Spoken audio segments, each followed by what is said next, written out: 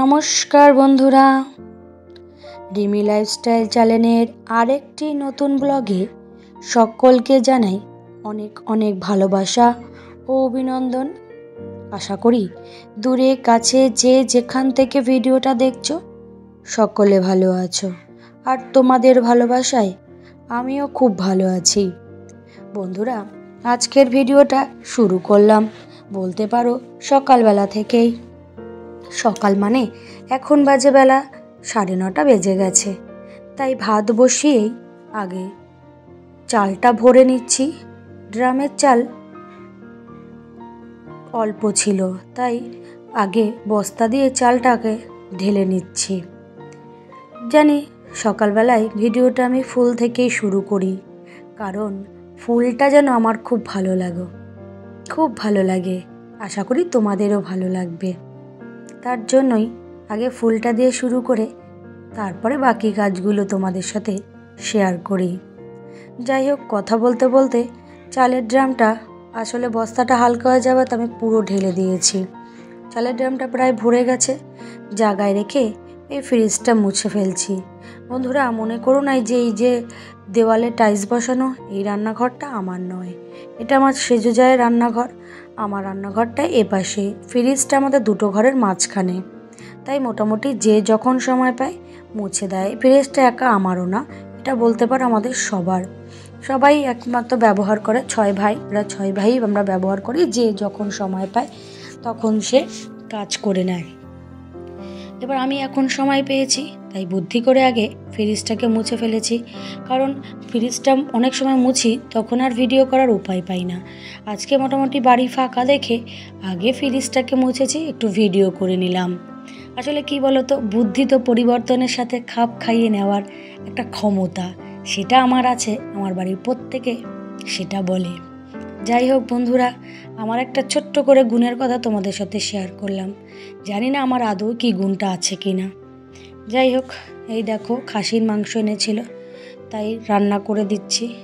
খাসির মাংসটা আসলে আজকে অল্পই আনা হয়েছে, কারণ আমার হাজব্যান্ড বাড়ি থাকবে না, সে ইউপিতে বেড়াতে যাবে।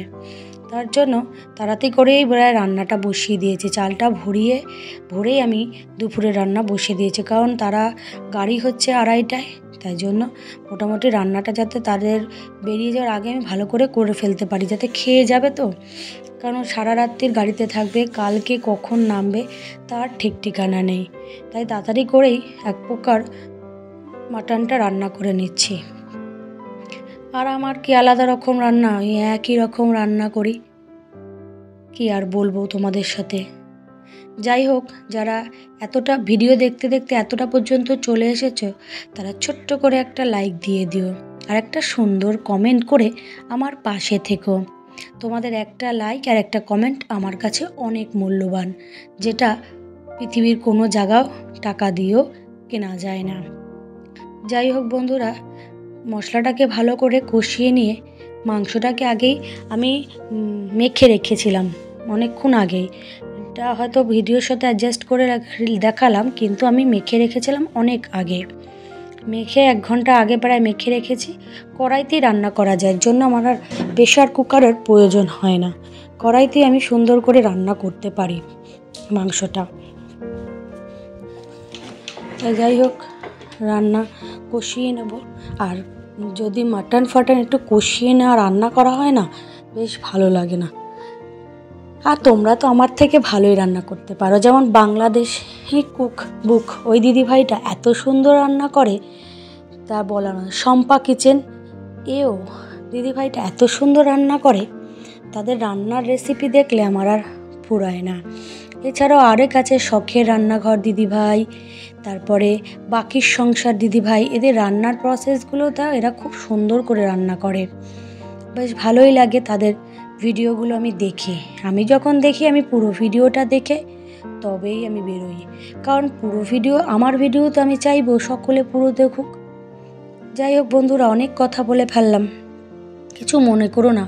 কথার মধ্যে যদি কোনো কিছু ভুল ত্রুটি থাকে তাহলে ক্ষমা কিন্তু অবশ্যই করে দিও, কারণ আমি প্রত্যেক দিন তোমাদের কাছে ক্ষমা প্রার্থনা করি। কোনো কথায় কিছু ভুল থাকলে ক্ষমা করে দিও। হয়তো সবার কথা সুন্দর বলা হয় না, আমিও ঠিক করে হয়তো বলে উঠতে পারি না, তাও চেষ্টা করি। দেখো বন্ধুরা, মাটনটা হয়ে গেছে, বেশ ভালো হয়েছিল, খাওয়াটা খুব ভালোই লেগেছে। যাই হোক, রান্নাবান্না শেষ করেছি। এই দেখো, বাড়ির সবাই রেডি, রওনা দেবে। আসলে বাড়ি থেকে 12টা ছেলে সবাই যাচ্ছে। এই যে আমার হাজব্যান্ড অনেক আগে বেরিয়ে গেছে, এরা পরে গেছে। যাই হোক, আমার হাজব্যান্ড বেরিয়ে যাওয়ার পর আমরা একটু ঘুরতে বেরিয়েছি। দেখো জায়গাটা কত সুন্দর, কমেন্ট করে জানাবে। বেশ, বাড়ির যে কয়জন বাকি ছিলাম আমরা বাচ্চা কাচ্চাদের নিয়ে একটু ঘুরতে বেরিয়েছি। দেখো এই সর্ষে ক্ষেতটা দেখো কত সুন্দর, কত ভালো লাগে। দেখো না, মেজদি আর মেজদা ভিডিও করছে। এই সর্ষে ক্ষেতের পাশে এই মন্দিরটা রয়েছে। এটাই আমরা একটু ঘুরতে গেছিলাম সবাই মিলে, ঘুরে ঠুরে বাড়ির দিকে রওনা করলাম। আশা করি প্রত্যেকেরই ভিডিওটা ভালো লাগবে। পাশে থেকো, সুস্থ থেকো, আবার দেখাবে নতুন ভিডিওতে। টাটা।